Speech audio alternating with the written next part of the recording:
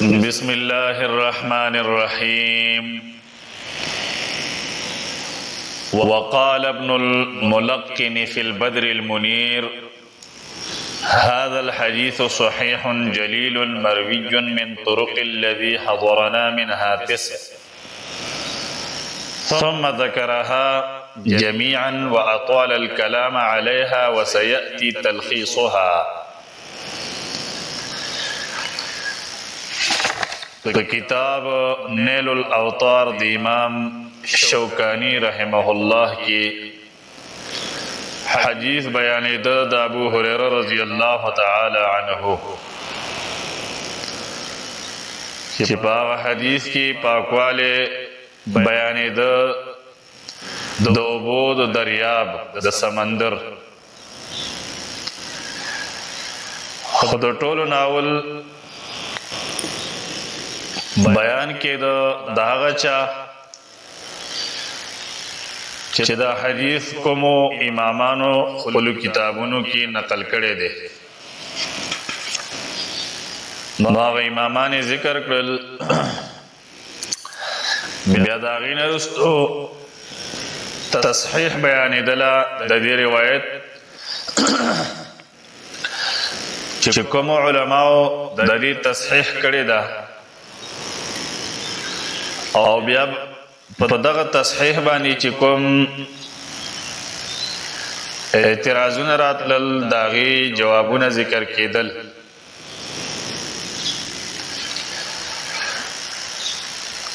د دې ځای نه نور علما ذکر کوي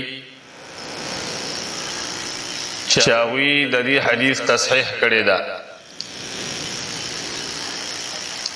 فرمائی وقال ابن الملقن، ابن الملقن فرمائلی دی پا بدر المنیر کتاب کے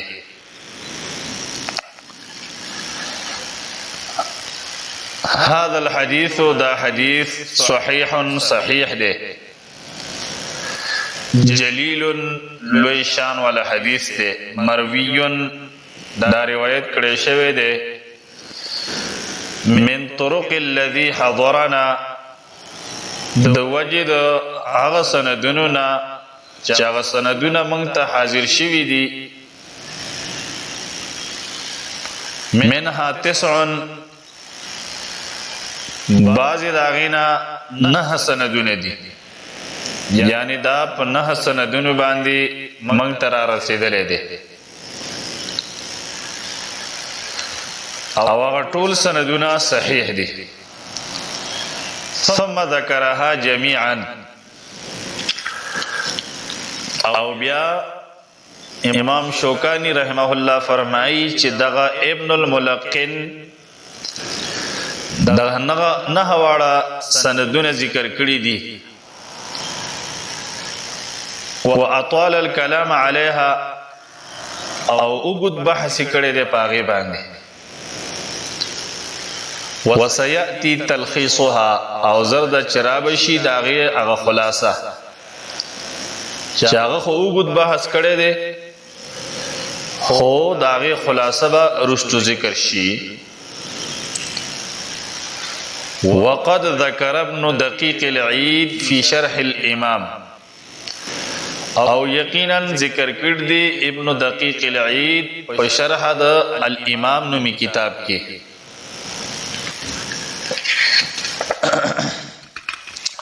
جميع وجوه التعلیل، ټولی طریقې داغا علت، یعنی اغا ټول طریقې ذکر کړي دي چې داغې د وجنا دغه حدیث ته ضعیف لیکيږي. التي يعلل بها، هغه وجه چې داغې د وجنا دغه حدیث معلول ګڼل کېږي. التي هغه يعلل بها هذا الحديث چې معلول ګڼل کېږي پاغې سره داغې په وجه باندې دغه حدیث. قال ابن الملقن، ابن الملقن فرمائی بدر المنیر کی چې قلت زوائب وحاصلها، او حاصل دغه وجوه د تعلیل کما قال لك څنګه چې ویلی دی باغی کې انه يعلل چې دغه حدیث معلل دی باربعه اوجه په سلور وجه باندې ثم سردها بیا هغه سلور وجه ذکر کړی دی وطول الكلام فيها او باغی کې وګد بحث کړی دی اوس دا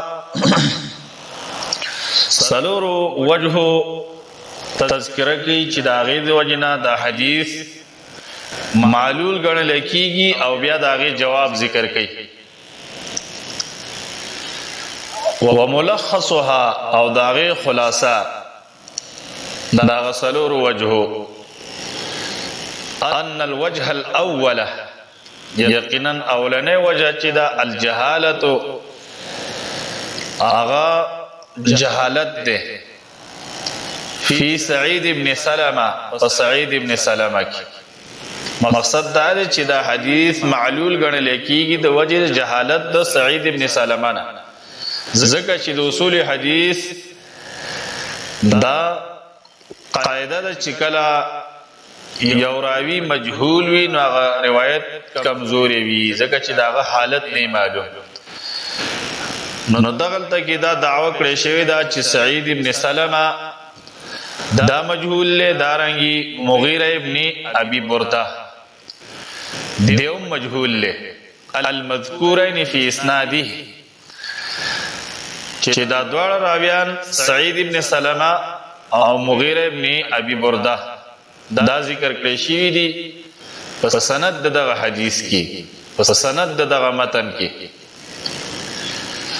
لأنه لم يروي عن الأول إلا صفوان بن سليم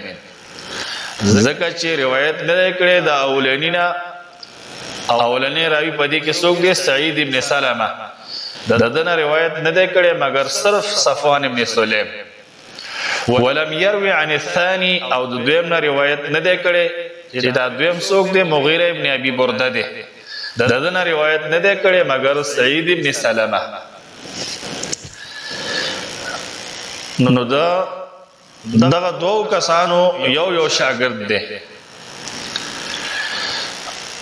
او اجابه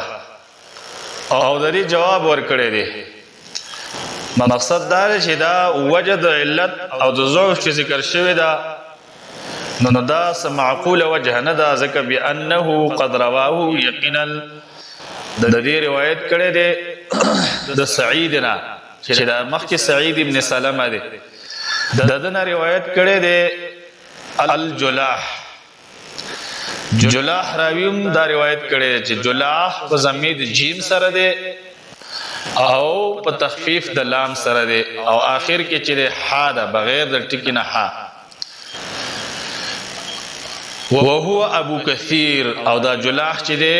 دا ابو کثیر دی کنیت د ابو کثیر دی نو دا روایت جلاح هم نقل کړي دي رواه من طریقه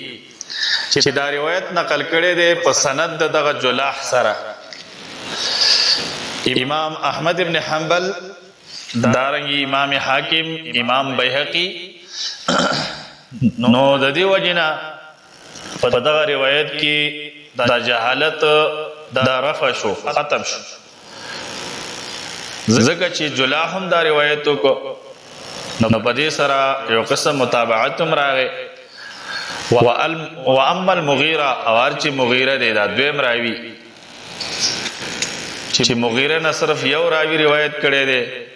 دا وجه ذکر شی او اعتراض ذکر شی نو فرمای فقد روا عنه بس یقینا روایت کړ دی ددنا سعید ابن سعید ابن سعید هم روایت کړي دی او دارنګي یزید القرشی او حماد نو هر کله چې دغه ډیرو راویانو ددنه روایتو کو نو دغه راوی جهالتم رفع شو ختم شو کما ذکره الحاکم فی المستدرک لکه څنګه چې دا خبره امام حاکم ذکر کړه په خپل کتاب مستدرک کې نو دا خود اولنې وجه جواب ذکر شو چې هغه دعوه کړې شوې وه د جهالت د راویانو. د دې ځای نه دویمه وجه ذکر کوي د جهالت دپاره چې دا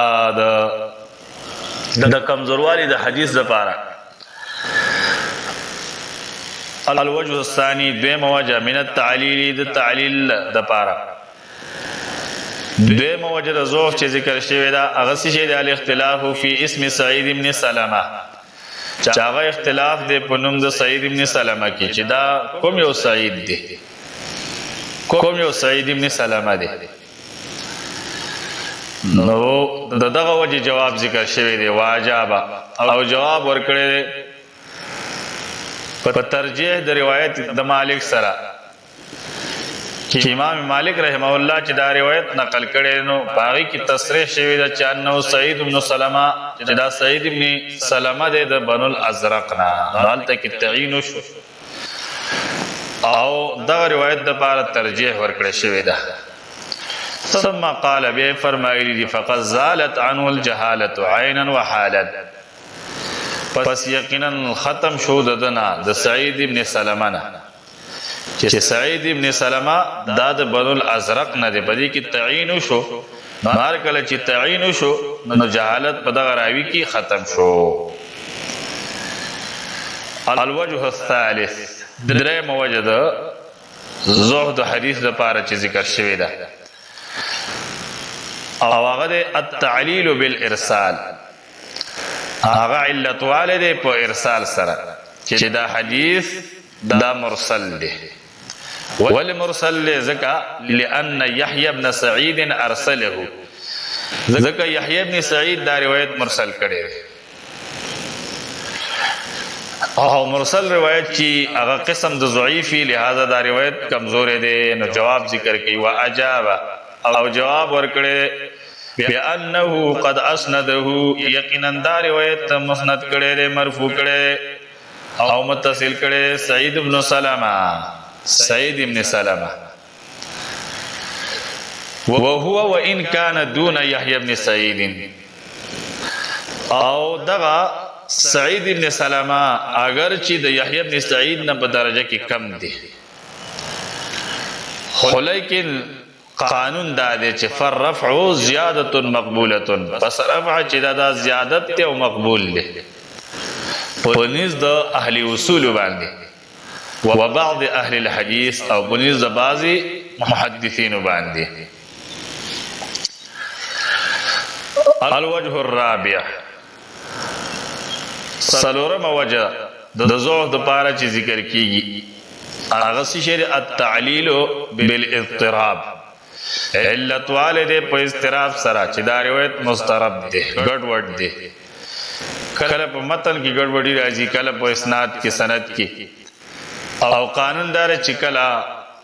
سند مضطرب شي یا متن مضطرب شي نو روایت کمزوري شي. هو اجاب او جواب ورکړي په ترجیح د روایت د مالک سره چې امام مالک رحمه الله چې دا روایت ذکر کړي دی نو هغه لپاره ترجیح ده. مضطرب خواله چې کله یو غاړي ترجیح د پاره وجه نه موجوده نو دلته روایت د مالک د پاره ترجیح ورکړی شوی ده. کما جزم به الدارقطنی او غیره، لکه څنګه چې په دی باندې قطعی فیصله کړی دا امام دارقطنی او داغه علاوه نور محدثین.